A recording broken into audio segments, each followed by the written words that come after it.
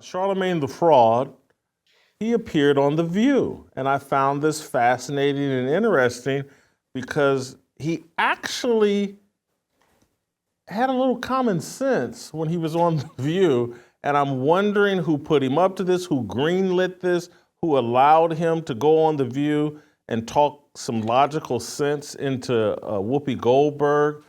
I don't think this was by accident, but I want your thoughts. Let's play Charlamagne Tha God and Whoopi Goldberg on The View, going back and forth as he kind of called her out like, hey, how come you guys on the Democrats can't admit when you're wrong? Play the clip.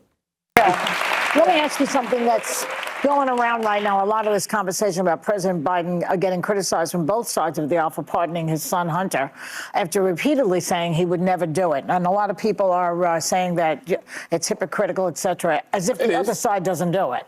But what's your reaction to it? I mean, I think all of the criticism is valid because, Democrats stand on this moral high ground all the time. And, they act so self-righteous. The reality is he didn't have to say anything in regards to, whether or not, his son wanted to be pardoned. He could have said, hey, man, I'm not focused on that right now. But since they were calling Trump a threat to democracy and they were saying that, nobody's above the law, but they were speaking about him, that's what they were running on. So when he kept saying things like, nobody's above the law, I respect, the jury's decision in regards to my son, he didn't believe that. But he didn't have to volunteer that lie to begin with. My question is, what is it that makes people flip out with Joe, but we don't have the same kind of thing? Well, I don't think people are flipping out with Joe. I think Democrats are flipping out with Joe because Democrats believe that they don't represent what he's currently representing. But that's just not true. That's why I say they stand on this moral high ground that simply does not exist. And I think this is also the problem when we pick sides, right? We've turned political parties into teams. I'm a Dallas Cowboy fan. Ain't nobody more delusional than me, right? Okay? I feel like we're going to the Super Bowl every year, but I'm not delusional. Well, no, that is delusional. But when it comes... But when it comes to political parties, if you pick a side, right, if you say you're a Democrat, if you say you're a Republican, you refuse to be objective about anything. That's why I'm an independent. I want to start at a different point in the discussion. What's going on with Charlemagne's eyebrows, and why does he look like Joy Reid more than a man? Just the whole appearance, and Whoopi looks like Charlemagne's father with some sort of rug she's put on the top of her head and left the sides bald. What's going on with Charlemagne's appearance? Am I right or wrong? He looked kind of feminine there. Jason, now he's a bald head liar for one. That's number one. But number two, he always looks feminine to me. I heard someone say that he wears mascara. I know that most people in television get makeup, but I would go as far as to say he gets his eyebrows filled in and probably puts a little gloss on his lips. I'm sure he has on makeup and it's just not doing well for him, and especially in this setting, sitting amongst the rest of these women. The makeup artists there, we know, have to go above and beyond to make Whoopi and Joy look halfway decent. So they probably just did a little bit too much to Charlamagne Tha God in this setting, just simply because of who they are and who they work on a daily basis. So they got him up there looking feminized, and then they got Ain't Your Mama or somebody, this woman that's on the front of his T-shirt. I don't know if that's Harriet Tubman. I don't know what, but let me move on to more substantive. What did you think of the exchange? Let's be honest. The insurance model is broken.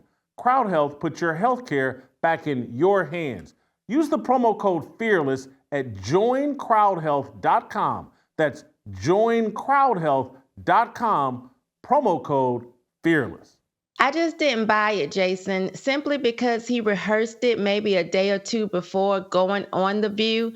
on the Breakfast Club. So I think they knew exactly what he was going to say, and they allowed him to come on to say that. I feel like if he was really an adversary and really was up there saying something totally different and shocking to them, something that they hadn't agreed with, Whoopi and especially Joy, they would have been a little bit more hostile towards him. So I just think this was all planned, and it just didn't come across genuine at all to me. We watch these ladies tear down any other man they can that has a differing thought from them. So this to me was just planned. This is their way of saying, no, we're not one-sided. When you come on The View, it's multiple views. You know, it was, I didn't buy it. I just felt like it was staged. I totally agree with you that they're trying to head off the total revamping of the show and actually having real conservative women on there, more than just one, and that they put up there who pretends to be a fake conservative. They're probably trying to head that off or cancel it or getting canceled totally because advertisers and sponsors, the wind's blowing a different direction. And so, yes, they're trying to look, we are fair-minded and we can be respectful. If someone like Charlemagne comes on, dresses like a woman and talks to us respectfully and disagrees with us, we will be good with that. Now, any real men that want to come on the show, because keep in mind that Stephen A. Smith went on and played this role. He's another one of these guys that they totally control, and so let's plant him on the show, on The View. They did this like the day after the election, had Stephen A. Smith on, a sports writer who's a clown. All of this stuff is orchestrated and planned, and hey, we'll let people come on to disagree with us, but yes, is Charlemagne a Democrat and a liberal and totally controlled pretend opposition? There's no question about it. They caught him riding dirty years ago with an underage girl. They completely control him. And he went on there, did his little cosplay act. Because what I'm shocked about is because if things were actually operating the way The View actually operates, Sonny Holston would have jumped right into the middle of that and caused a scene and talked about how half black she is and tried to trample all over Charlemagne and pretend like he didn't know what he was talking about. This is what I'm gonna. It's kind of like Building 7.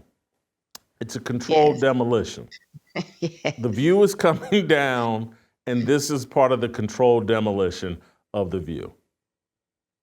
Absolutely. Absolutely. And I don't know if we didn't play it all the way to the end, but then he said something, Whoopi, is smiling. She acts as if she takes it the wrong way. And then he said, no, I didn't say this. And she said, well, get up and give me a hug. It was just such acting.